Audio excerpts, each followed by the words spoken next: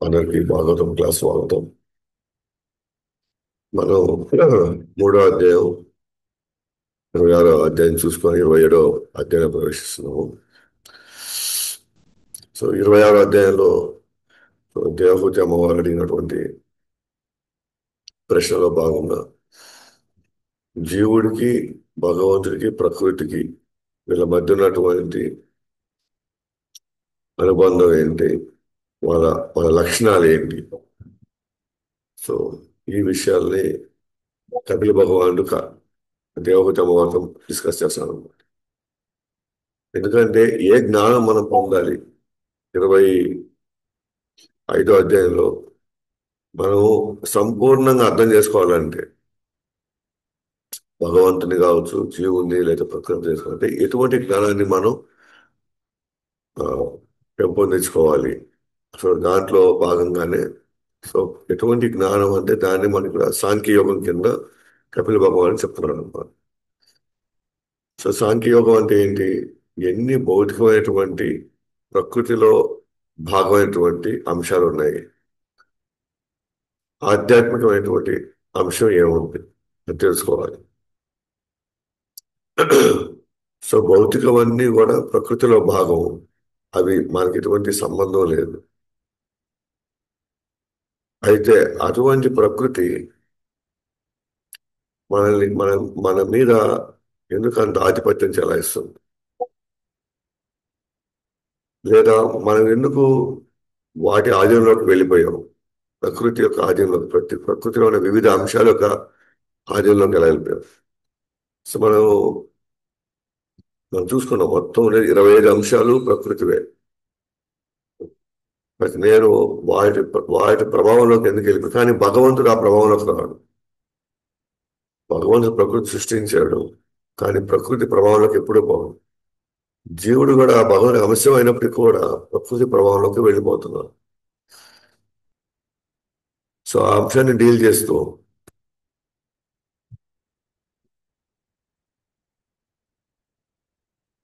జీవుడి యొక్క అజ్ఞానం కారణంగానే ప్రకృతి అందించే వివిధ రూపాలకు దిగ్భ్రాంతి చెందుతున్నారు. ఇవాళ మనకి ఆకర్షణగా కనిపించేటివన్నీ నిజం కాదు. అవన్నీ వాటిలో నిజంగా వాటికి అంత విలువ లేదు యాక్చువల్గా. కానీ ప్రకృతి ఏ స్థాయిలో మనకి ఆ రూపాలను చూపిస్తుందంటే మన నిజ స్వరూపాన్ని మర్చిపోతున్నాం. మనం మన ఉనికిని మనం మర్చిపోతున్నాం అనమాట. సో మనం ప్రకృతిలో భాగం అనుకోవడమే మన దురభిప్రాయం. ఆ దురభిప్రాయం కారణంగానే మనం మళ్ళీ బంధకారానికి దారి తీస్తా ఉంది. ఈ జన్మమృతి వాయుల్లో పడిపోతున్నాం. గతంలో మనం చేసిన కార్యాలే ఈ రోజు ఫలానా వాతావరణంలో మనం పుడుతున్నాం. అది బంధువులు, స్నేహితులు, తల్లిదండ్రులు, ఆర్థిక వ్యవస్థ, ఆరోగ్యం. ఒక్కోసారి మనం మన మీద ఆ, కొన్ని కేసులు అనవసరంగా ఇరుక్కుంటున్నాం, లేదా కొన్ని మాటలు పడుతున్నాం. ఇవన్నీ మనం ఏర్పరచుకున్న ప్రకృతి. ఎట్లా ఏర్పరచుకున్నాం? మనం చేసిన కార్యాల వల్ల ఈ రోజు మనకు అటువంటి వాతావరణం వచ్చింది. ఇప్పుడు ఇటువంటి వాతావరణం ఉండడం వల్ల మళ్ళీ మనం గతంలో చేసిన కార్యక్రమాలకి అది ఆ ప్రకృతి మళ్ళీ మనం ప్రేరేపిస్తూనే ఉంటుంది. అందుకని ఆ వలయాన్ని మనం ఆ వలయం నుంచి మనం బయటపడాలి అంటే మనం ఖచ్చితంగా భక్తిని చేయాలి. ఈ కారణాలు ఉన్నాయి కాబట్టి భక్తి చేయాలి. మనం ఎటువంటి దారుణ పరిస్థితిలో ఉన్నాం కాబట్టి భక్తి చేయాలి. అవునా? ఈ పరిస్థితి మనం భక్తి చేయనివ్వు మన చేత. మనకి 100 ఆటంకాలు ఇస్తూ ఉంటాయి. 100 రకాల ఆటంకాలు ఇస్తూ ఉంటాయి. భక్తి చేయనివ్వు. రకరకాల బంధకాలలో మనల్ని ఇరికిచ్చేస్తుంటది. మనం ఏది భక్తి చేయాలంటే వాళ్ళకి బాగాకుండా వచ్చింది, వీళ్ళు ఈ ఆర్థిక పరిస్థితి ఇట్లా వచ్చేసినాయి, వచ్చే నెల లోపల మనం అప్పులు కట్టాల, ఎవరో చనిపోయారు, ఎవరిలో పెళ్లి జరుగుతుంది, పిల్లలు వాళ్ళ చదువులు వచ్చేసాయి, 10వ 10వ క్లాసు, అదే ఎంసెట్ ప్రిపేర్ అవుతున్నాను, కాంపిటేటివ్ ఎగ్జామ్స్లో ఉన్నాను. ఇలాంటి పరిస్థితులు ఎప్పుడు వస్తూనే ఉంటాయి, ఉత్పన్నం అవుతూనే ఉంటాయి ఇవన్నీ కూడా. మరి ఇలాంటి పరిస్థితుల్లో మనం ఇంకెప్పుడు భక్తి చేస్తాం? ఇప్పుడు ఇలాంటి పరిస్థితులు మనం భక్తి చేయలేకపోతే రేపు రాబోయే జన్మలో ఎందుకంటే దారుణంగా ఇంకొక వాతావరణంలోకి మనం వెళితే అప్పుడు మనం ఎలా భక్తి చేయగలుగుతాం అప్పుడు? కాబట్టి అర్థం చేసుకొని మనమే దానికి సమయం మనమే కేటాయించుకోవాలి, మనమే దారి వెతకాలి.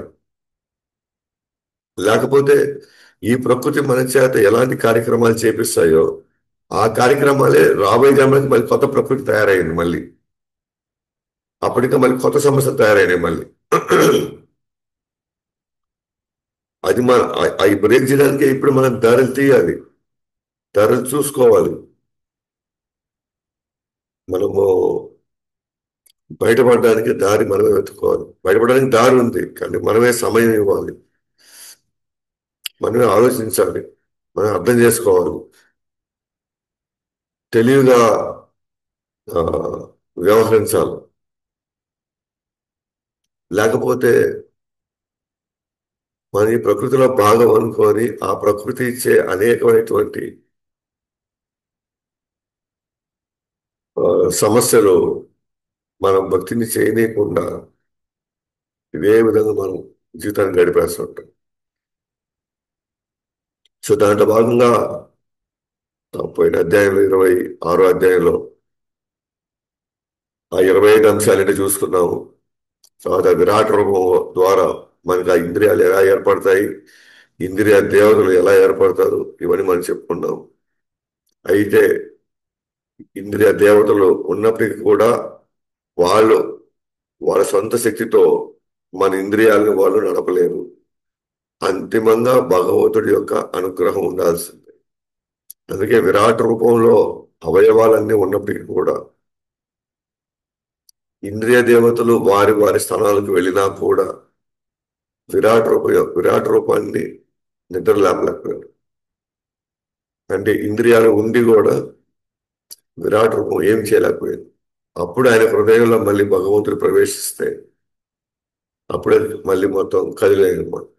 ఉద్దేశం ఒకటే ఇక్కడ, భగవంతుడు లేకపోతే ఈ రోజు మనం అనుకునేటువంటి మనం అనుభవించేది ఏది కూడా మనకి సాధ్యం కాదు. కేవలం భగవంతుడు ఉన్నాడు కాబట్టి, భగవంతుడి యొక్క అనుగ్రహం ఉంది కాబట్టి. అందుకే మనం భగవంతుడికి నిత్యం మన కృతజ్ఞతా భావంతో ఉంటాం. ఈరోజు మనం ఉదయం లేచి పనికి వెళ్తున్నాము, కష్టపడుతున్నాము, ఒక వ్యవస్థను మనం మెయింటైన్ చేస్తున్నాం అని అంటే భగవంతుడికి అనుగ్రహం లేకపోతే మన కాళ్ళు నడుస్తాయా, మన చేతులు పనిచేస్తాయా, మన నోరు అదుపులో ఉంటుందా? ఎందుకంటే ఇవన్నీ బాగుంటేనే మనం ఏ పని చేయగలుగుతాం. ఇవన్నీ బాగుంటేనే మన సొంత కుటుంబం మనం చూడగలుగుతాం. వీటి వెనకాల భగవంతుడు ఉన్నాడనేటువంటి భావన ఎప్పుడు మనకు ఉండాలి. అందుకే ఈ ఈ అధ్యాయం యొక్క ఉద్దేశం, లేదా గతంలో మన 2వ స్కందంలో కానీ 3వ స్కందంలో ప్రథమ భాగంలో పదే పదే చెప్పడం ప్రయత్నించింది ఇదే అనమాట. భగవంతుడు ప్రతి అణువులో ఉండడం బట్టి, ఆయన మన ఇంద్రియాలకి శక్తి ఇవ్వబట్టి, మన జీవితానికి ప్రాణం ఆయన ఇవ్వబట్టే మనం ఇవన్నీ చేయగలుగుతాం. సో ఈ విషయాన్ని మనం అర్థం చేసుకోగలిగితే మనం చేసే ప్రతి పని మన బంధం నుంచి బయటకు వచ్చేస్తుంది. సో దీంట్లో భాగంగా అసలు బద్ధజీవుడి యొక్క స్థితి, మనలాంటి వాళ్ళ స్థితి ఎలా ఉంది? సో కపిల భగవానుడు దేవతమూర్తి చెప్తున్నారు, అసలు ప్రకృతిలో జీవుడు భాగమైనప్పటికీ గుణమనిచే ప్రభావితం కాదు, తాను మార్పు చెందడు, యజమాని కాదు. సూర్యుడు నీటిలో ప్రతిబింబంతో సంబంధం లేనట్లుగా యాక్చువల్గా జీవుడు ప్రకృతిలో అసలు భాగమే కాదు. అంటే ఎందుకంటే జీవుడి పదార్థం సచ్చిత్ ఆనందం. ప్రకృతిలో ఉన్న పదార్థం పంచభూతాలు. అని పంచభూతాలతో ఏర్పడినటువంటి స్థూల శరీరం, సూక్ష్మ శరీరం. అసలు ప్రకృతిలో అతను భాగం కాదు. కానీ ప్రస్తుతానికి ఆయన ప్రకృతిలో ఉన్నప్పటికీ కూడా శుద్ధ జీవుడు ఎప్పుడు అసలు గుణములచే ప్రభావితం కాడు, మార్పు చెందడు. అతను యజమాని కాదు, శుద్ధ జీవుడు. ప్రకృతిలో ఉంటున్నాడు, కానీ వాస్తవానికి అతను ప్రకృతి ప్రభావానికి, ప్రకృతిలో ఉన్న గుణాల ప్రభావం అవ్వాల్సిన అవసరం లేదు ఆయన. అతను మార్పు చెందడు. అతను ఎప్పటికీ కూడా తనగా తెలుసుకుంటే తాను భగవంతుడిలో భాగాన్ని నేను, అంతేగాని ప్రకృతిలో భాగం కాదు అని కానీ తెలుసుకుంటే తన యజమానిగా వ్యవహరించడు, తాను సేవకుడిగా వ్యవహరిస్తాడు. ఇప్పుడు సూర్యుడు ఎగ్జాంపుల్ ఇస్తారు. సూర్యుడు నీటిపై తన ప్రతిబింబం ఉంటుంది. సుమారు నీటిలో కూడా సూర్యుడిని చూడొచ్చు మనం. నీటిలో కూడా సూర్యుడిని చూడొచ్చు. కానీ నీటిలోని సూర్యుడు కదులుతున్నాడు. ఎందుకు కదులుతున్నాడు నీటిలో సూర్యుడు? నీళ్ళలో నీళ్ళలో నీళ్ళలో తన ప్రతిబింబం కనబడుతుంది. నీళ్లు కదులుతున్నాయి కాబట్టి ఆ ప్రతిబింబం కూడా కదులుతుంది. మనం ఒకవేళ అసలే సూర్యుడిని మర్చిపోయాం అనుకోండి. ఇక్కడ సూర్యుడు ఉన్నాడు, చిన్నపిల్లలకు తెలియదు అనుకో. చిన్నపిల్లలు వాళ్ళకి అంత జ్ఞానం పెరుగుండదు కాబట్టి వాళ్ళు నీళ్ళలో చూస్తారు. నీళ్ళు చూసినప్పుడు అరే సూర్యుడు నీళ్ళలో ఉన్నాడు అనుకోవచ్చు. వెంటనే నీళ్ళు కదిలాయి అనుకోండి, వాళ్ళకి ఏమనిపిస్తుంది? అరే సూర్యుడు కదులుతున్నాడే. సూర్యుడు కదలడం అక్కడ, నీళ్లు కదులుతున్నాయి. నీళ్లు కదలని చూసి సూర్యుడు కదులుతున్నాడు అనుకుంటాం. కానీ ఒరిజినల్గా సూర్యుడికి ఏం కావట్లే అక్కడ. ఒరిజినల్ సూర్యుడు వీడికి ఎప్పుడో అతీతంగా ఉన్నాడు. కానీ చిన్నపిల్లలు ఎట్లా అయితే నీళ్ల కదలికని సూర్యుడు కదులుతున్నాడు అనేటువంటి ఒక భ్రమలో ఉన్నారు. అలాగే బద్ధజీవుడు కూడా, యాక్చువల్గా బద్ధజీవుడు ఈ ప్రకృతిలో భాగమైనప్పుడు కూడా ప్రకృతి యొక్క లక్షణాలు తాను పెంపొందించుకోవాల్సిన అవసరం లేదు. ప్రకృతి కదులుతూ ఉంటుంది కాబట్టి జీవుడు కూడా చాలా ఎమోషనల్ గా మారిపోవడం అనేది అసలు జీవుడిది కాదు. అది జీవుడు అహంకారం అనే ప్రకృతి అనే ఒక వలయం, ప్రకృతి వలయమైనటువంటి ఒక అహంకారం ఆ జీవుడిని కప్పేస్తుంది. కాబట్టి ఆ అహంకారంలో ఉన్నటువంటి భావాలు అది జీవుడిపై ప్రతిబింబిస్తుంది.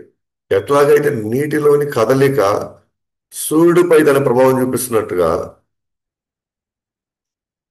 అలాగే అహంకారం, మనసు, బుద్ధి ఇవన్నీ కూడా ఏం చేస్తుంది? జీవుడిపై ప్రభావితం చూపిస్తుంది. కానీ యాక్చువల్గా సూర్యుడికి ఎలాగైతే ఎటువంటి సంబంధం లేదో అలాగే జీవుడు కూడా, శుద్ధ జీవుడు వీటితో సంబంధం లేదు. కానీ కానీ ఆ జీవుడి ప్రకృతి గుణాల నిమగ్నం అయితే అజ్ఞానంతో, అంటే ఈ ప్రకృతే నేను అనే ఫీలింగ్ లో దాన్ని వెళ్ళిపోతే అప్పుడు అహంకారం పరిస్థితి తానే యజమానిగా భావిస్తాం. కానీ యజమాని కాదు, అతను యాక్చువల్గా సేవకుడు. మనం యాక్చువల్గా ఇక్కడ సేవకుడు. కానీ ప్రకృతిలో భాగమైనటువంటి అహంకారం మన మీద ప్రభావం చూపించడం వల్ల నేను యజమాని అని ఒక ఫీలింగ్ మనకు వస్తుంది. కానీ వాస్తవానికి మన యజమాని కాదు. ఈరోజు మన యొక్క ఒత్తిడి కారణం ఏంటి అంటే నేను యజమాని అని ఫీల్ అవడం.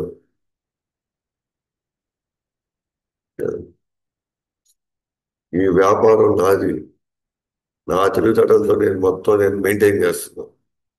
అలాగే ఈ ఇల్లు నేను ఇంత కట్టాను, ఇది నాది. నేను లేకపోతే ఈ ఇల్లు అసలు లేదు, ఈ కుటుంబం లేదు అని తాను యాక్చువల్లీ తాను ఇవన్నీ పొందింది భగవంతుడి నుంచి. భగవంతుడు ఇచ్చిన కొన్ని శక్తులు, భగవంతుడు ఇచ్చిన కొంత సామర్థ్యంతో, కొన్ని తెలివితేటలతో తాను వీటిని నడుపుతున్నాడు. కానీ తాను ఏమని ఫీల్ అవుతున్నాడు? ఆ తెలివితేటలు నావే, ఆ బలం నాదే, నేనే వీటన్నిటికీ మూలము అని తాను ఒక భగవంతుడి లాగా ఫీల్ అవుతున్నాడు. ఒక సేవకుడిని యజమాని పోస్టులో పెట్టామనుకోండి, సేవకుడు పనులే చేయాలి, సేవకుడు లాగే ఆలోచించాలి, సేవకుడు లాగే సహకరించాలి. కానీ ఒక సేవకుడు యజమాని లాగా ఫీల్ అయ్యాడు, ఆ ఒత్తిడి భరించాడు, కష్టాన్ని తీసుకోలేడు. ఒక ప్యూన్ని, ఒక ఆఫీస్లో ఉన్న ప్యూన్ని ఆఫీసర్ సీట్లో దాన్ని కూర్చోబెట్టామనుకో, సో ఆఫీసర్ చేతిలో, ఆఫీసర్ సీట్లో కూర్చోబెడితే ఆ ప్యూన్కి అంత కెపాసిటీ లేదు. ఆఫీసర్ నడిపించే అంత ఆ, నడిపించేటువంటి ఎన్నో వ్యవహారాలు ప్యూన్కి అంత సామర్థ్యం లేదు. కానీ సామర్థ్యం లేకపోయినా సామర్థ్యం ఉన్నట్లుగా ఫీల్ అయ్యాడు అనుకో, కుర్చీలో కూర్చుంటే విపరీతమైన ఒత్తిడికి గురవుతాం. గతంలో ఉన్న వ్యక్తులకి ఇవాళ మనకున్న వ్యక్తులకి తేడా ఏంటంటే, గతంలో ఒక 100 సంవత్సరాల క్రితం వీళ్ళందరూ కూడా హరికథ వింటూ వింటూ వింటూ వింటూ జీవితం గడుపుతూ వాళ్ళు ఏమని ఫీల్ అయ్యేవారంటే, నేను హరి సేవకుడిని కాబట్టి నేను ఎప్పటికీ యజమాని కాలేను, ఇదంతా నడిపేవాడంతా హరి, నేను కృష్ణుడే నడిపేదంతా అని వాళ్ళ యథార్థ స్థలాన్ని వాళ్ళు ఎప్పుడు గుర్తుపెట్టుకోవాలి. వాళ్ళు ఎప్పుడు కూడా నేను భగవాన్ యొక్క సేవకుడిని అని వాళ్ళు ఫీల్ అయ్యి వాళ్ళు మన వాళ్ళ ఇళ్లలో ఓ, ఆ కుటుంబంలో 20 మంది ఉన్నా, 30 మంది ఉన్నా, 40 మంది ఉన్నా, వాళ్ళకి కొన్ని ఆవులు గేదెలు ఉన్న వాళ్ళకి 30 ఎకరాలు 40 ఎకరాల పొలాలు ఉన్న వాళ్ళు ఎప్పుడు యజమానిగా ఫీల్ కావాలి. వాళ్ళు ఎప్పుడు కూడా ఇది భగవంతుడి యొక్క దయ, ఇదంతా కూడా కాబట్టి భగవంతుడు ఎంతవరకు నాకు అవకాశం వస్తే అంతవరకు నేను చేసుకుంటాను అని వాళ్ళు ఎప్పుడు ఒత్తిడి ఫీల్ కాదు. అందుకే ఆ రోజుల్లో బీపీ షుగర్లు లేవు. ఎందుకు వచ్చింది? ఒత్తిడి వచ్చింది అని అంటే ఈ రెండు బయటకు వస్తాయి. ఇవాళ చిన్నప్పటి నుంచే మనం ఆ సరైన అవగాహన లేకుండా, మన సేవకులని అవగాహన లేకుండా, మన చిన్నప్పటి నుంచి మనకి యజమాని అనే ఫీలింగ్ అనమాట. మన ప్రతిదీ మన వేళతో కంట్రోల్ చేయడానికి ట్రై చేస్తున్నాం మనం. నువ్వు ఇటు రా, నువ్వు ఇటు పో, ఎందుకంటే మీరంతా ఉండేది నన్ను కదా, నన్ను తృప్తిపరచడానికే మీరంతా ఉండేది. నేను ఏది చెప్పా జరగాలి ఇక్కడ, నేను ఏది అనుకుంటే జరగాలి. ఎందుకంటే అహంకారం చే భ్రాంతి చెందిన వాడు మాత్రం యజమానిగా ఫీల్ అవుతాడు ఇక్కడ. ఆ జబ్బు 99.99% మందికి ఏడు ఉంది ఆ జబ్బు. ఎప్పుడైతే ఆ భావంలో ఉంటాడో అతను వికర్మలు చేయడం ప్రారంభిస్తాడు. వికర్మలు అంటే చేయకూడని పనులన్నీ చేస్తున్నాడు. ఎందుకంటే నేను యజమాని, నేను ఏమైనా చేయొచ్చు, అది నా ఇష్టం ఇక్కడ, నేను ఏది చెప్తే అదే ధర్మం అని ఈ సంసారంలోనే అనేక జన్మలు తీసుకుంటున్నాడు తను యజమాని అనే ఫీలింగ్.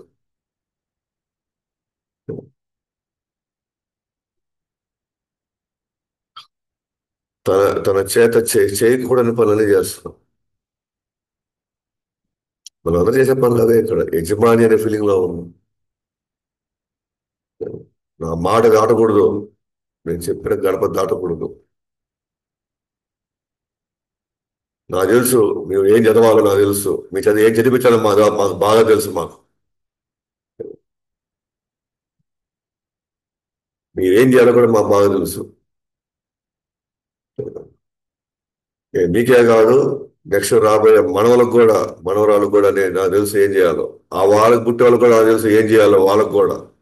వాళ్ళకి పుట్టే వాళ్ళు కూడా నాకు తెలుసు నేను ఏం చేయాలో.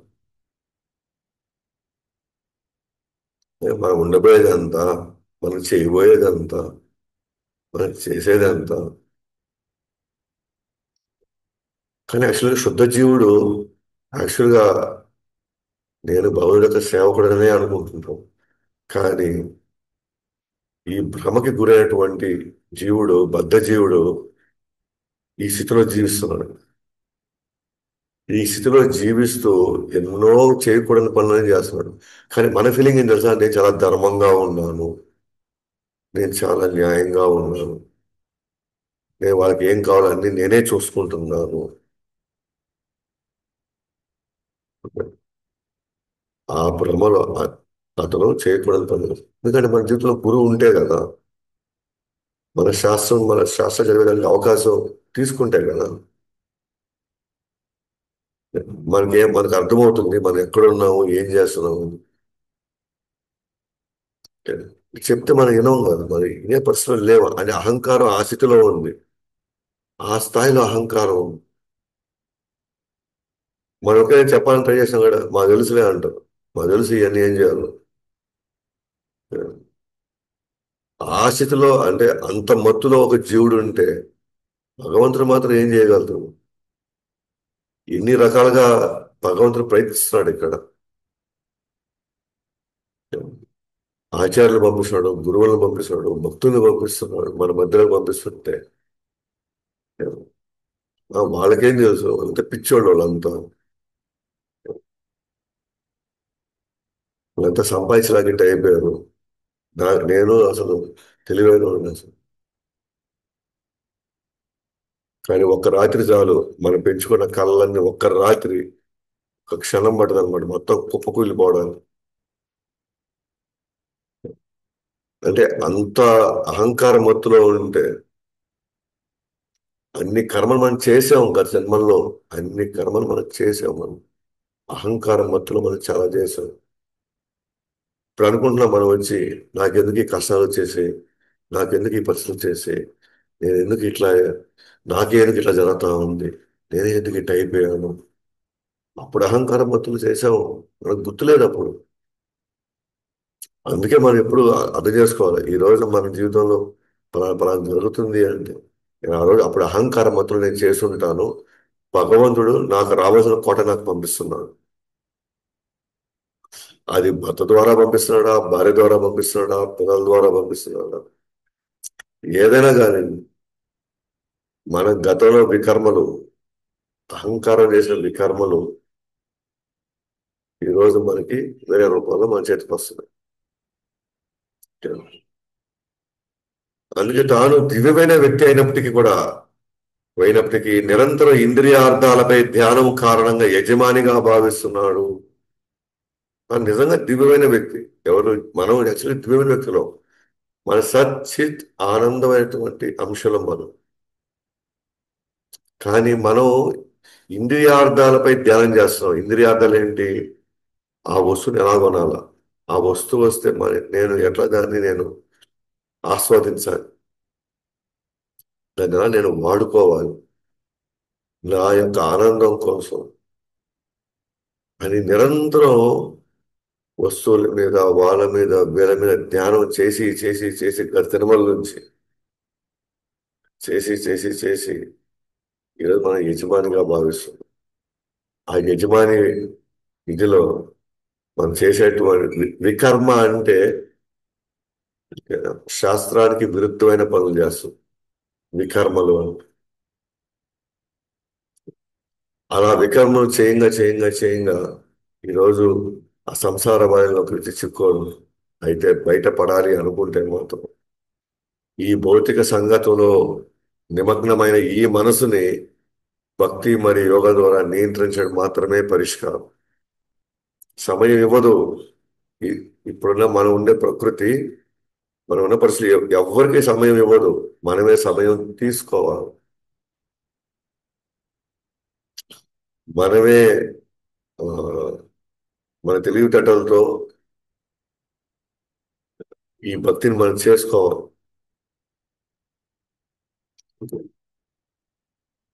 లేకపోతే ఇవాళ మన వాతావరణంలో ఎవ్వరికి టైం లేదు. అంటే మనకి ఎందుకంటే మన యజమాని అనే ఫీలింగ్ ఉంది కదా, నేను లేకపోతే ఎట్ట గడుస్తూనే ఉంటాను, నేను లేకపోతే ఇవన్నీ ఎవరు చేస్తారు ఇవన్నీ. మనం అర్థం చేసుకోవాల్సింది ఏంటంటే, మనకి రాకముందులో ఈ ప్రపంచం ఉండింది, మనకి రాకముందు ఇక్కడ మనుషులు ఉన్నారు, మనకి రాకముందు ఇక్కడ ప్రకృతిలో వనరులు అన్నీ ఉన్నాయి, మనకు రాకముందు ఈ వ్యవస్థ ఎవరు నడుపుతున్నారు. ఓకేనా? అలాగే మనం పోయిన తర్వాత కూడా ఈ వ్యవస్థలు అట్లాగే ఉంటాయి. ఓకేనా? ఏం కాదు ఇక్కడ అంతా. నువ్వు లేనప్పుడు ఇవి జరుగుతూనే ఉన్నాయి, నువ్వు పోయిన తర్వాత కూడా ఏం జరుగుతూనే ఉంటాయి అమ్మా. టూ మచ్ ఎక్కువ లోపల పెట్టేసుకోబాకండి. ఇక మనం లేనప్పుడు ఈ వ్యవస్థ నడుస్తూనే ఉన్నాయి, మనం వెళ్ళిపోయిన ఈ వ్యవస్థ నడుస్తాయి. మనం ఉండడం లేకపోవడం వల్ల ఇక్కడ ఏమి ఎటువంటి మార్పులు చేర్పులు ఏమి జరగవు. ఓకేనా? ఎందుకంటే ఇది నడిచేది భగవానుడి యొక్క ఆజ్ఞ ప్రకృతి. కృష్ణుడు మయాధ్యక్షేతేన ప్రకృతి శ్వేతే సాచరాచరం. నా అధ్యక్షతను ఈ ప్రకృతి నడుస్తుంది. సో మన అధ్యక్షత నడవడం వల్ల ఇన్ఫాక్ట్ ప్రకృతి మన ఫుట్బాల్ ఆడుతా ఉంది. ఆ యజమాని అనే భ్రమలో అనుకుంటున్నాం ప్రకృతి, నేను అనుకున్నట్టుగా ప్రకృతి నడుస్తుంది, నేను చెప్పినట్టుగా అదంతా నడుస్తుంది అనుకుంటున్నాం. అందుకని అహంకారం చే భ్రాంతి చెందిన వాడు యజమానిగా ఫీల్ అయ్యి యజమాని చేత పూడ్చుకుంటున్నాడు అన్నమాట. ఇక్కడ యజమాని ఇక్కడ మెయిన్ ప్రకృతే. ప్రకృతి చేత పూడ్చుకున్నాడు కానీ ఫీలింగ్ ఏమో నేను యజమాని అనే ఫీలింగ్.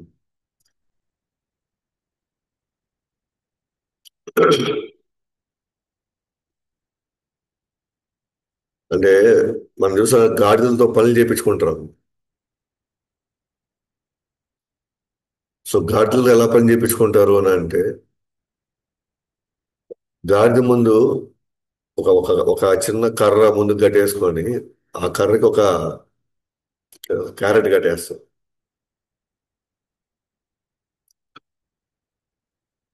గాడిద అనుకుంటుందండి ఇంకొక అడుగు వేస్తే క్యారెట్ దొరికిపోతుంది అనుకుంటుంది. అలాగే అంటే కొద్దిగా దూరమే కదా క్యారెట్ ఉండేది, నాకు తెలియదు అంటే కర్రతో కట్టేశారు, ముందర క్యారెట్ పెట్టేస్తాం. అంటే దానికి ఆ గాడిదకి క్యారెట్కి డిస్టెన్స్ ఎంత అంటే మేబీ ఒక 2 అడుగుల డిస్టెన్స్ ఉంది అంత. గాడిద అనుకుంటుందంటే 2 అడుగులు వేస్తే నాకు క్యారెట్ దొరికిపోతుందండి, అది 2 అడుగులు వేస్తూనే ఉంది కానీ క్యారెట్ మళ్ళీ 2 అడుగులు మళ్ళీ ముందుకెళ్ళింది. అదేమనుకుంటుంది క్యారెట్ దొరుకుతుంది భ్రమలో 2 అడుగులు వేస్తూనే ఉంది, వేస్తూనే ఉంది, వేస్తూనే ఉంది, వేస్తూనే ఉంది, దారి పొడుగున వేస్తూనే ఉంది. తనకి అర్థం కాని ఏంటంటే తన మీద ఆ, తన మీద యజమాని ఆల్రెడీ అంటే 100 కేజీలు బరువు వేసి పడేస్తున్నాడు. 100 కేజీలు బరువు వేసి పడేశాడు. ఇది దానికి ఆ 100 కేజీలు మోసం అనే ఫీలింగ్ దానికి అసలు లేదు. ఎందుకంటే మనసంతా క్యారెట్ మీద ఉంది ఇప్పుడు. ఎంత క్యారెట్ అది, ఎంత ఇంతే క్యారెట్ అది. మనసంతా దాని మీద నిమగ్నం అయిపోయినప్పుడు యజమాని ఏం చేస్తాడంటే వెనకాల ఈ 80 కేజీలు మోస్తున్నాం అనే ఫీలింగ్ లేదు దానికి.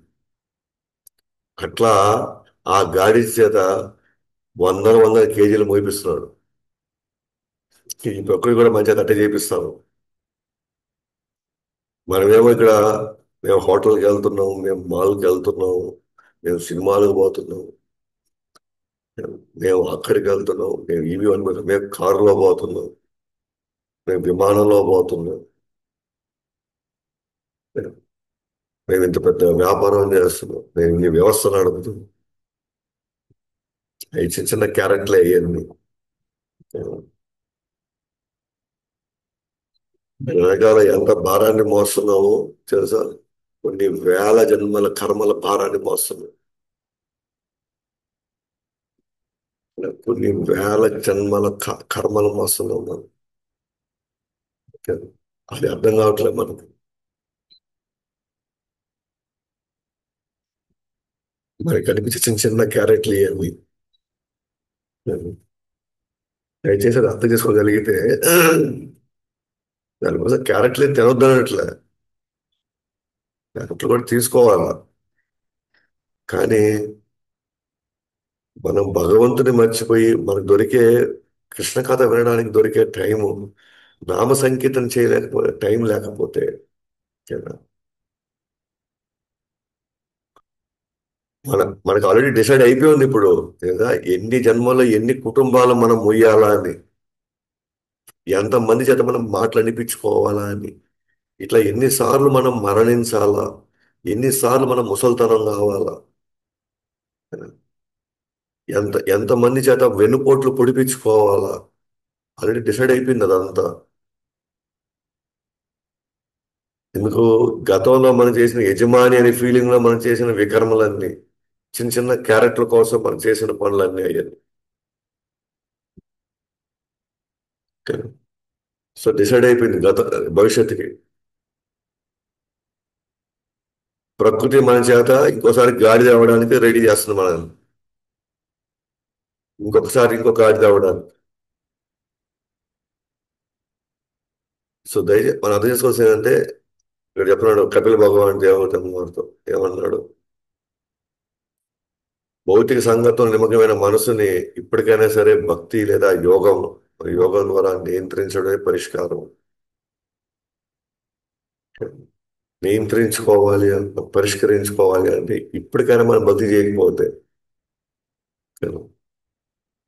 ఖచ్చితంగా మనం చాలా రకాలైనటువంటి మనం భారాలు మోయాల్సి వస్తుంది. ప్రతి అవకాశాన్ని మనం తీసుకోవాలి. మనం కారణాలు చెప్పుకుంటా కూర్చున్నాం అనుకోండి, మీ కారణాలు మీకే ఉంటాయి అంతే కదా. దానివల్ల ఎటువంటి ప్రయోజనం లేదు, మీ కారణాలు చెప్పుకుంటారు అంతే, దానివల్ల ప్రయోజనం ఏముంది. కారణాలు చెప్పుకుంటే పరిష్కారం అవుతుంది, చేస్తే పరిష్కారం వస్తుంది. జస్ట్ ఊహల్లో ఉంటే పరిష్కారం వస్తుంది. నేను అనుకుంటే అయిపోద్ది. నేను వ్యాపారం చేయాలనుకుంటాను అనుకోండి, నేను అనుకుంటే వ్యాపారం చేయాలి అనుకుంటే అయిపోద్ది. దిగి కష్టపడాలి కదా ఆ వ్యాపారం చేయాలన్నా కూడా. మనం ఎన్ని దగ్గర తిరగాల, డబ్బులు సేకరించుకోవాలా, అవసరమైతే కొంతసారి అప్పులు చేయాల్సి వస్తుంది. నేను ఊహించుకుంటే నేను వ్యాపారం పెట్టగలుగుతాను. అదే నేను భక్తి చేయాలని ఊహించుకుంటే నేను భక్తి నుంచి నేను కర్మ నుంచి బయటపడగలుగుతాను. ఊహించుకుంటే భక్తి, ప్రభు నేను చేయాలనుకుంటున్నాను ప్రభు కానీ చేయలేకపోతున్నాను ప్రభు. ఊరికనే మనం ఆ మాటలంటే మనం కర్మ నుంచి బయటపడతామా? అవకాశం ఉంటే చేయాలనుకుంటాను ప్రభు, లేకపోతే మేబీ ఒక 30 సంవత్సరాల తర్వాత అవుతుందేమో ప్రభు అని అవుతుంది. భవిష్యత్తు అనేది మర్చిపోండి, భవిష్యత్తు అనేది జరిగే, అది మన కంట్రోల్ లేదు, అది ఏం జరుగుతుందో మనకు తెలియదు. భవిష్యత్తు అనేది మనం మర్చిపోవాల్సిందే. ఈ రాత్రికి ఏమంటుందో మనకు తెలియదు, కాబట్టి అవన్నీ ఊహలు అయ్యింది. ఏదైనా చేయాలంటే ఇప్పుడే చేయాలి, ఏదైనా చేయాలంటే ఇప్పుడే చేయాలి, ఈ రోజు చేయాలి ఏదైనా చేయాలనుకుంటే. మీరు ఏం చేయాలనుకున్నా సరే, భక్తులు ఏదైనా చేయాలనుకుంటే ఈ రోజు ఇప్పుడే చేయాలి. రేపు అనేది ఎవరికి తెలియదు, ఏం జరుగుతుందో మనకు తెలియదు.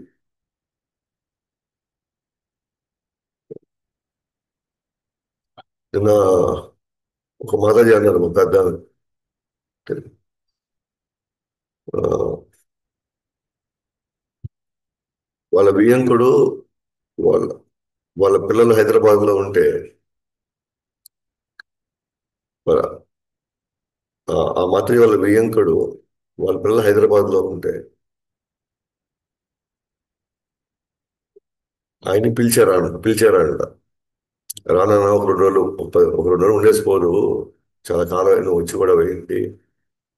పాపం ఆయన కూడా చాలా అంటే బాగలేవు, ఆ, కొంచెం కిడ్నీ ప్రాబ్లం, ఆ ప్రాబ్లం ఈ ప్రాబ్లం ఉందంట. కానీ పర్వాలేదు, తన పని తాను చేసుకుని వెళ్తున్నాడు, గడిచిపోతాం. వాళ్ళు కూడా అంత బాగానే ఉన్నారు కదా, ఇంకేముంది రండి అన్నారు. హైదరాబాద్కి రండి, 10 రోజులు మాతో పాటు ఉన్నానని చెప్పారు. సరే అని చెప్పేసి వాళ్ళకి కావాల్సిన అన్ని చేసేసాం. అదే ట్రైన్ టికెట్స్ అని అదని వెళ్ళారు. తర్వాత వాళ్ళు రిసీవ్ చేసుకున్నారు, స్టేషన్ రిసీవ్ చేసుకున్నారు హైదరాబాద్ లో.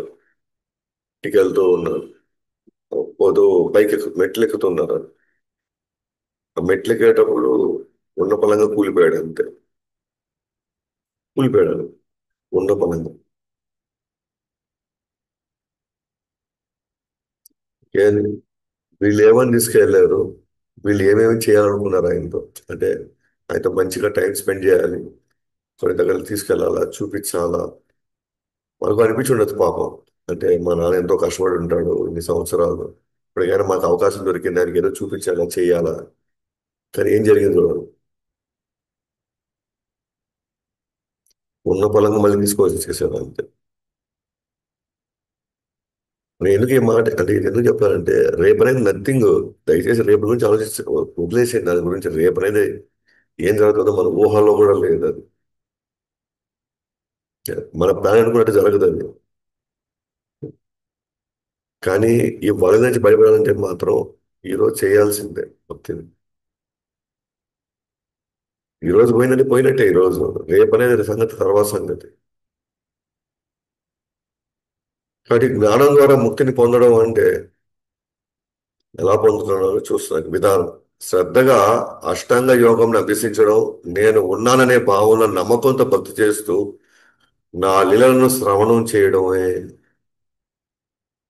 నేను ఉన్నాను అనే భావనలో, నమ్మకంతో, కపిల్ భగవాన్ అన్నాడు అంటే భగవంతుడు ఉన్నాడు అనే భావనలో భక్తి చేస్తే ఏం చేయాలంటే నా లీలల్ని శ్రవణం చేయడమే ముక్తికి మార్గము.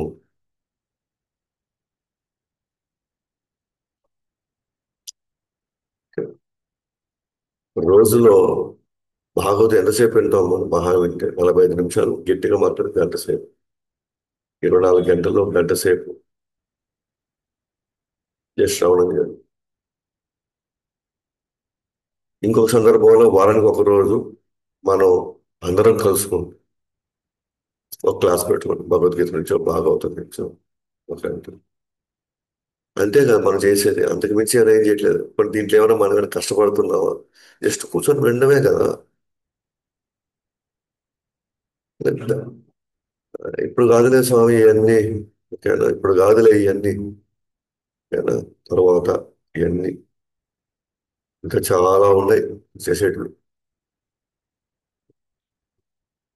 నెక్స్ట్ డేకే గ్యారంటీ లేనప్పుడు ఇప్పుడు కాకపోతే ఇంకెప్పుడు? కేవలం శ్రవణం చేయడమే. మనకి ఉదయం నుంచి రాత్రి దాకా అందరి మాటలు వినే ఓపిక ఉంది. ఎందుకంటే డబ్బులు వస్తాయనే, లేకపోతే మనకి ఏదో విలువిస్తారనే, లేకపోతే మనం ఏదో వాళ్ళు ఏదో మన జీవితాన్ని ఉద్ధరిస్తారని, లేదా మన కర్మ నుంచి బయటపడేస్తారండి. ఉదయం నుంచి రాత్రి దాకా ఆ ఫోన్లో ఈ ఫోన్లో వాళ్ళ గురించి వీళ్ళ గురించి, ఆమె సమస్యలు లేదా వాళ్ళు మన సమస్యలు వింటే కర్మలు పోతాయా? భగవంతులు ఎలా స్మరణ చేయకపోతే, శ్రవణం చేయకపోతే కర్మలు పోవు ఇక్కడ. అలా చేయంగా చేయంగా కొన్ని గుణాలు ఏర్పడతాయి. గుణాలు ఏర్పడాలి, ఏర్పడితేనే మనకి మోక్షం వస్తాయి. ఏంటా 18 గుణాలు ఇక్కడ? దానిలో అట్లాంటి ఒక యోగి లేదా అట్లాంటి ఒక భక్తుడికి 18 గుణాలు ఏర్పడతాయి. నేను అన్ని రాయలేదు, దీంట్లో కొన్ని మెన్షన్ చేశాను, మీకు బుక్ లో భాగవతం ఉంది, చూసుకోండి. సర్వజీవ సమత్వం, అందరినీ ఒకటిగా చూడగలగా, ఇలాంటి గుణాలు ఏర్పడతాయి శ్రవణం చేయంగా. నమ్మకంతో భక్తి చేస్తా ఉంటే,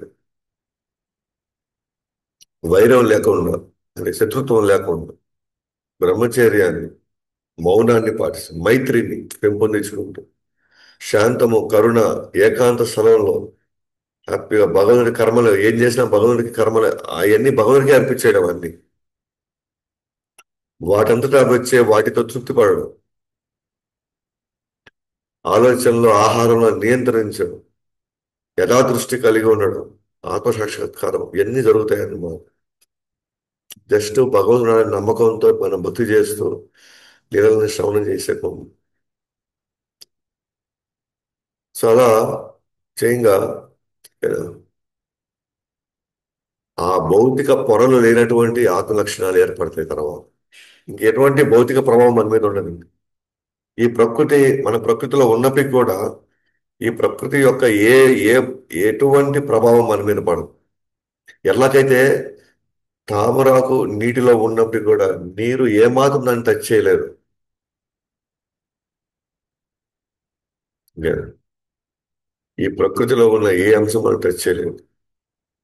మరి చూడడానికి జీవుడు అహంకారం మరి వాటి ఉత్పత్తుల మధ్య ఉన్నప్పటికీ ఆత్మ శుద్ధమైనది, అప్రమత్తంగా నిరాహంకారంతో ఉంటుంది. తన ఉనికిని అనుభవిస్తున్నప్పటికీ గాఢ నిద్రలో కల్లో ఏది పోగొట్టుకున్నా తనకు నిజంగానే జరిగినట్లుగా బాధపడతాం. భౌతిక పొరలు లేనటువంటి ఆత్మ ఎలా ఉంటుందంటే తనకి హ్యాపీగా, ఆనందంగా, ప్రశాంతంగా ఉంటుంది. ఏది ప్రకృతిలో ఉన్నప్పటికి కూడా ఇట్లాంటి ఒక దారుణమైనటువంటి వాతావరణం ఉన్నా కూడా ఎప్పుడైతే తాను ఆ సాధన చేస్తాడో, ఏది ఆ, భగవంతుడు చెప్పినటువంటి విధంగా తాను సాధన చేస్తాడో, నేను చెప్పిన భక్తి చేస్తూ తాను శ్రవణం చేస్తూ ఉంటే అంటే నామ సంకీర్తన చేస్తూ తాను కొంతకాలానికి ఏమవుతాడు, శుద్ధమైనటువంటి ఆత్మగా తయారవుతాడు. నా మీద భౌతిక పొరలే ఉన్నాయి. అంటే మా శుద్ధ జీవుడికి ఇక్కడ ఈ ఈ భూమి పైన ఎవరైతే ఇప్పుడు ఉన్నారో మనకి గురువులు ఆచార్యులు ఉన్నారో జీవన్ముక్తులు అంటారు వాళ్ళని. జీవన్ముక్తులు జీవించున్నారు కానీ ఆల్రెడీ ముక్తి పొందేశారు వాళ్ళు. అలాంటి వాళ్ళు కూడా శరీరం ఉంది. ఇప్పుడు ప్రభుపాద వారు ఉన్నారు, ఆయన జీవన్ముక్తుడు. చూడడానికి ఆ ముసల్తనం ఉంది కానీ ఆ ముసల్తనం అనేది ఆయనకి ఏమాత్రం ప్రభావితం లేదు. నేను ముసలోడు అనే ఫీలింగ్ ఆయనకి అసలు లేదు. కాబట్టి అతను అలాంటి వ్యక్తులు ఇక్కడెక్కడ ఏ భ్రమకి, భయానికి, ఆందోళనకు లోను కాదు. వాళ్ళకి ముసలితనం వచ్చినా సరే, వాళ్ళకి అనారోగ్యం అయినా సరే, వాళ్ళకి అసలు ఎటువంటి ఫీలింగ్ ఉండదు వాళ్ళకి. ఎందుకంటే వాళ్ళు ఆ భౌతిక పొరలు వాళ్ళకి ఏమాత్రం ఇబ్బంది పెట్టలేదు.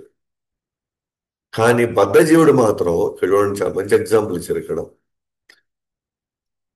తన ఉనికిని అనుభవిస్తున్నప్పటికీ తన ఉనికి ఏంటి, నేను ఆత్మని అని తెలిసినప్పటికి కూడా ఇన్ఫర్మేషన్ లెవెల్లో, జ్ఞాన లెవెల్ నేను ఆత్మని తెలిసినప్పటికి కూడా తాను ఈ ప్రాక్టీస్ చేయకపోతే, ఏది భక్తి చేయకపోతే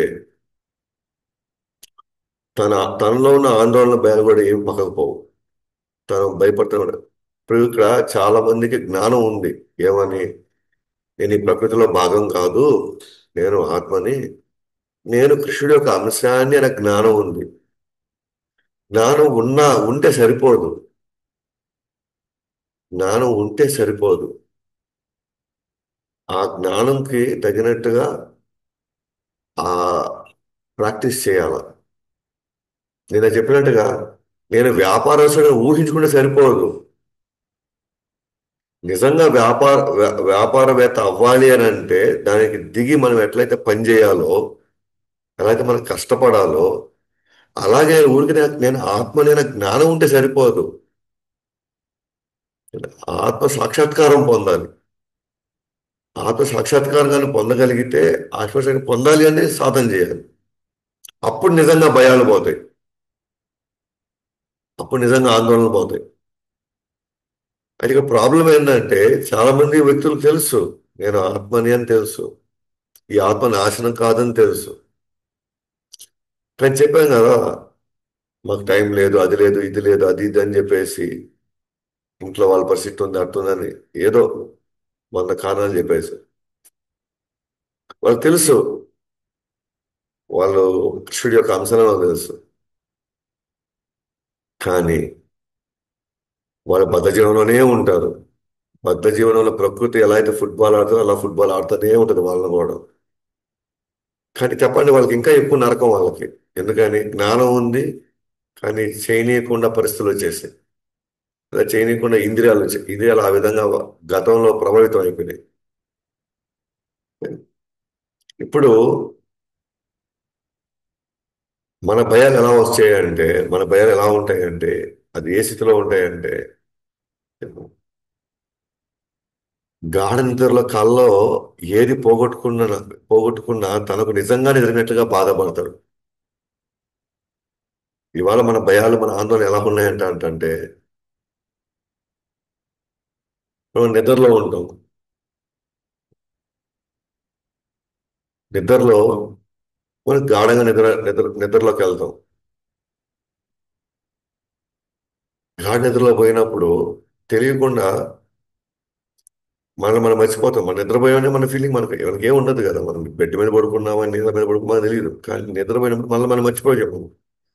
మన ఏంటో మనకు తెలియదు.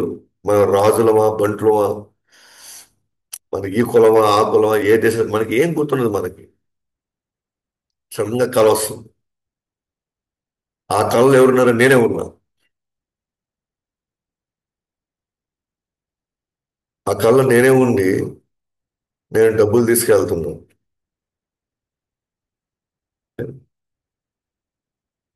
ఎవడో ఒక దొంగ వచ్చి లేదా ఇంకెవరో వచ్చేసి ఆ డబ్బులు కొట్టేస్తున్నాడు.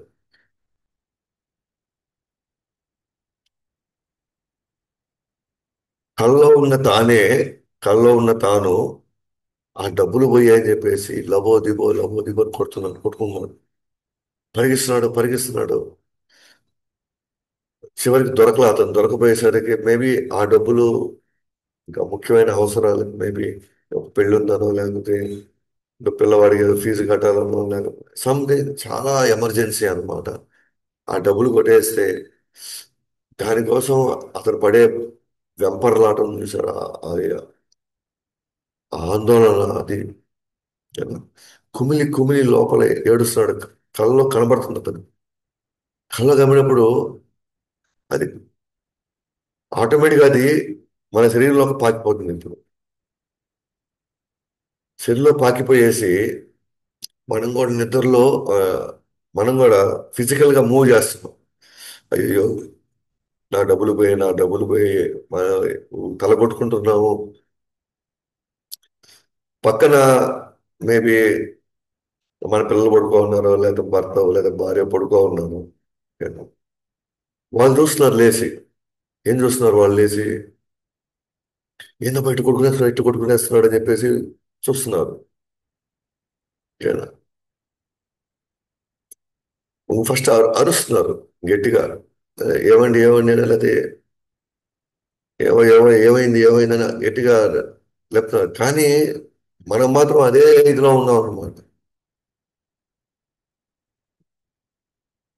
ఇంకా లాస్ట్కి మళ్ళీ కొట్టడం లేకపోతే నీళ్లు పోయడం చేస్తే కానీ అప్పుడు బయటకు వస్తున్నాం. మనం బయటకు వచ్చి ఇటు చూసుకున్నాం ఒకసారి. ఇటు చూడంగానే ఏమనిపిస్తుంది?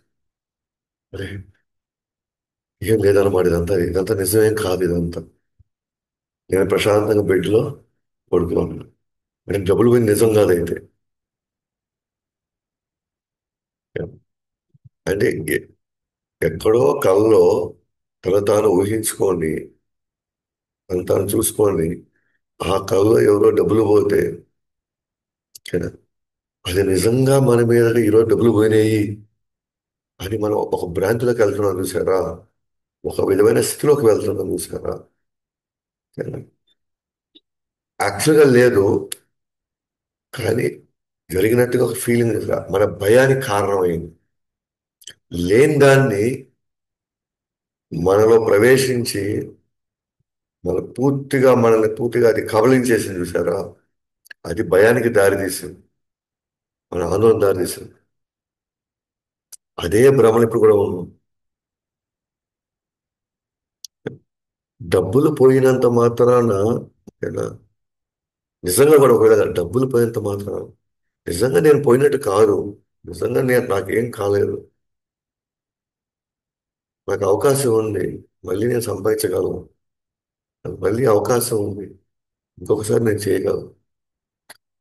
కానీ అది ఏ స్థితిలో వెళ్ళిపోతుందంటే డబ్బులు పోయిన ఇదిలో మనం ఎంత భయానికి ఆందోళన దారితీస్తుంది అని అంటే అదేదో మనకే జరిగిపోయినట్టుగా, మన హృదయంలో మన గుండెని ఎవడో కత్తితో గుచ్చేసినట్టుగా మన అనుభూతి చనిపోయాను.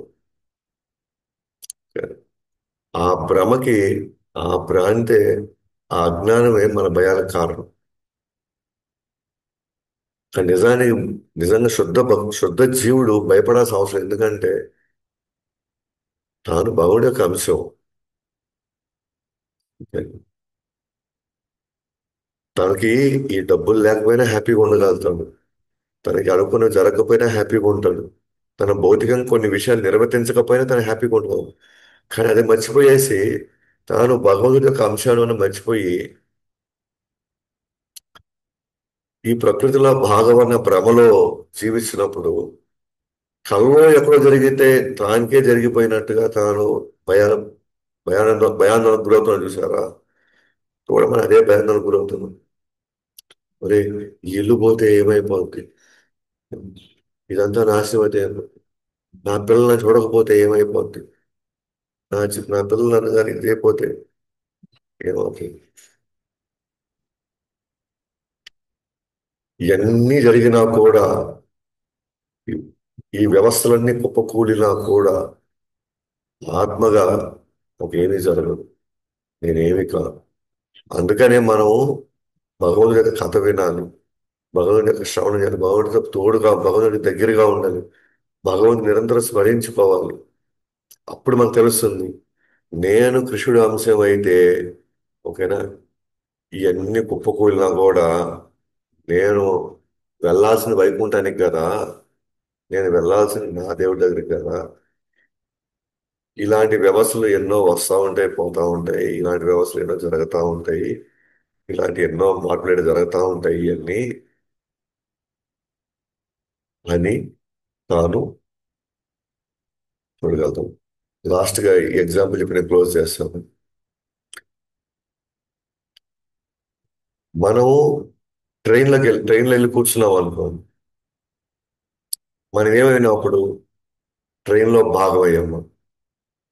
అంటే ట్రైన్లో ఎలాగైతే ఫ్యాన్లు ఉంటాయో, లైట్లు ఉంటాయో, అవన్నీ ట్రైన్లో భాగమయ్యాయి. అది మనం ట్రైన్లో కూర్చున్నాం అనుకోండి, మనం యాక్చువల్ ట్రైన్లో భాగం అయిపోయాం. సో ట్రైన్లో భాగమైన వాడికి ఎలా అనిపిస్తుంది అంటే ప్రకృతి అంతా పరిగిస్తుంది అనిపిస్తుంది. మన బయట దగ్గర చూస్తే ప్రకృతి అంతా పరిగిస్తా ఉంది. ప్రకృతి ఇంత ఫాస్ట్ గా పరిగిస్తుంది అని అనిపిస్తుంది. కానీ నేను ట్రైన్లో భాగం కాదు యాక్చువల్గా. నేను ట్రైన్లో భాగం కాదు. వాసన ట్రైన్లో భాగం కాదు. నేను తలుచుకుంటే ఆ ట్రైన్ నుంచి నేను దిగి నేను పక్కకి వెళ్ళిపోవచ్చు. పక్కిల్ని నేను చూశాను అనుకోండి, అప్పుడు ఏమనిపిస్తుంది, ప్రపంచం కదలలేదు నాయన, ట్రైన్ కదులుతుంది. నేను ట్రైన్లో వ్యక్తిని కాదు. ఈ ఈ మొత్తం ప్రకృతిలో ట్రైన్ ఒక చిన్న అంశం అంతే. మొత్తం ప్రకృతిలో ట్రైన్ ఒక చిన్న అంశం. కదిలేది ట్రైన్, నేను కాదు. కాదు, నేను ట్రైన్లో ఉన్నాను కాబట్టి ట్రైన్ వెళ్తుందనే భావనలో ఉండాలి మనం. అదే ప్రకృతి పోయేదనే భావనలో ఉంటుంది. ఎవరైతే ట్రైన్లో ఉండి ఇది ట్రైన్ కదులుతుందనే భావనలో ఉంటే అతను యథార్థ దృష్టిలో ఉన్నట్టు అర్థం. తనకి ఏంటి యథార్థ దృష్టి ఎలా ఉంటుంది? సరైన జ్ఞానంలో ఉన్నట్టు అర్థం. ఎలాగా? ప్రకృతి ఏమో అలాగే ఉంది, ట్రైన్ మాత్రం కదులుతుంది, నేను ఈ ట్రైన్లో పడాల్సిన పాటలు పడాల్సిన అవసరం లేదు. ఇంక రెండు స్టేషన్లు ఆగితే నేను నేను దిగి వెళ్ళిపోతాను. ఈ ట్రైన్లు వస్తూ ఉంటాయి పోతా ఉంటాయి, ఈ ట్రైన్లు వస్తూ ఉంటాయి పోతా ఉంటాయి, నాకు దాంతో సంబంధం లేదు. నేను నేను బయట నా ఊరుంది, బయట నా వ్యక్తులు ఉన్నారు, బయట నా కుటుంబం ఉందని ఎట్లా అయితే అనుకుంటామో అట్లా మనం కూడా, నా కుటుంబం వేరేది వైకుంఠంలో ఉంది, నా తల్లిదండ్రులు అక్కడ ఉన్నారు, నా బంధువులంతా అక్కడే ఉన్నారు, ప్రస్తుతానికి నేను భౌతిక ప్రపంచంలో ట్రైన్ ఎక్కున్నాను. ఆ ట్రైన్ కదిలినంత మాత్రాన నేను ట్రైన్లో భాగం కాదు. ఓకే? నేను తలుచుకుంటే ట్రైన్ నుంచి దిగొచ్చు. అట్లానే నేను కూడా ఈ శరీరంలో ఉన్నంత మాత్రాన ఈ శరీరం సంబంధించిన అంతా నా వాళ్ళు ఏం కాదు. వాళ్ళంతా ఈ శరీరం నడిపిన వ్యాపారాలన్నీ నావి కాదు. ఈ శరీరంతో మనం పెంచుకున్న సామ్రాజ్యం అంత మంది కాదు. ఆ సామ్రాజ్యాలు పెంచేసుకొని మనమే టెన్షన్ పడతాం తర్వాత. నేను తలుచుకుంటే దీని నుంచి నేను బయటకు వచ్చేయవచ్చు. నేను బయటకు వచ్చి నా యథార్థమైనటువంటి నా ఇంటికి వెళ్ళిపోతే నేను ఈ భారాన్ని నేను మోయాల్సిన అవసరం లేదు. సో దయచేసి మనం అది అర్థం చేసుకోవాలి. మన ప్రకృతిలో భాగమైనంత మాత్రాన ఓకేనా, మన ప్రకృతికి సంబంధించిన వాళ్ళం కాదు. ప్రకృతిలో భాగమై ఉండొచ్చు. నేను ట్రైన్లో భాగమయ్యాను అంతే మాత్రం కాదు. అంతేగాని ఆ ట్రైన్ నాది కాదు. నేను ట్రైన్కి సంబంధించిన వ్యక్తిని కాదు. ప్రస్తుతానికి ప్రయాణిస్తున్నాను అంతే. అలాగే నేను ప్రస్తుతం ప్రయాణిస్తున్నాను. ఈ బౌద్ధ ప్రకృతిలో ప్రస్తుతం ప్రయాణిస్తున్నాను అంతే. అంత మాత్రం నేను ఈ ప్రకృతిలో భాగం కాదు. నేను కృష్ణుడి యొక్క అంశాన్ని. ఎలాగైతే మన తల్లిదండ్రులు ఉంటారో ఇంట్లో తల్లిదండ్రులు ఉండి వాళ్ళని వదిలేసి మనం ట్రైన్కి వచ్చాము. ఆ ట్రైన్లో కొంత కొంత కొంత దూరం ప్రయాణిస్తాం, మళ్ళీ దిగేసి మళ్ళీ మన ఇంటికి వెళ్ళిపోతాము. అట్లాగే మనం ఇక్కడ ప్రయాణిస్తున్నాం. కాబట్టి ఇదంతా చాలా నడుస్తున్నాయి ఇక్కడ. చాలా వ్యవస్థలు పరిగిస్తా ఉన్నాయి ఇక్కడ. కానీ నాకు వాటితో సంబంధం లేదు అసలు నిజానికి. కానీ సంబంధం ఉన్న భ్రమలో ఉన్నాం. సో అది ఇక్కడ చెప్పడానికి ప్రయత్నిస్తున్నాడు కపిల భగవానుడు. దేవదూత అమ్మవారు చెప్తున్నాడు, అమ్మ నువ్వు భ్రమలో పడ్డావు. ఎవరు నాన్నగారు ఉన్నప్పుడు కర్దమ్ముని ఉన్నప్పుడు నువ్వు భ్రమలో పడ్డావు, కానీ వాస్తవానికి నీ స్థితి అది కాదు. నువ్వు అసలు శుద్ధ జీవుడివి. నువ్వు కావాలనుకుంటే ఆ భ్రమ నుంచి నువ్వు కట్ అయిపోవచ్చు. ఆ భ్రాంతి నుంచి నువ్వు కట్ అయిపోవచ్చు. ఇప్పుడు మన బాధలన్నీ ఆవేదనలన్నీ కూడా మన కళ్ళలో జరిగే దానికి మన మీద జరుగుతున్న మన ఫీలింగ్ ఉంది. కాబట్టి ఈ సాంఖ్య యోగంతో ఈ భక్తితో నువ్వు కావాలంటే నువ్వు కట్ చేసుకోవచ్చు అని చెప్పి మనల్ని ఇది చేస్తున్నాం. సో సింపుల్ అనమాట. మనం ట్రైన్లో ఉంటే ప్రకృతి పరిగెస్తున్న ఫీలింగ్, కానీ ప్రకృతి ఆడే ఉంది. పరిగెత్తేది ట్రైన్. కానీ నేను తలుచుకుంటే ట్రైన్లో ఉండాల్సిన అవసరం నాకు లేదు. నేను కాబట్టి దిగొచ్చు. దిగి వాస్తవమైనటువంటి స్టేషన్లోనో ఆ ఊర్లో నేను ఉండిపోవచ్చు. తిరిగేదన్నీ అక్కడ ఏమి. సో ఇక్కడ అన్ని కేవలం శరీరాలు మారిపోతున్నాయి, కాలాలు మారిపోతున్నాయి, ఇవన్నీ మారిపోయినా కూడా నేను మారాల్సిన అవసరం లేదు. నేను వీటిలో నేను భాగాన్ని కాదు.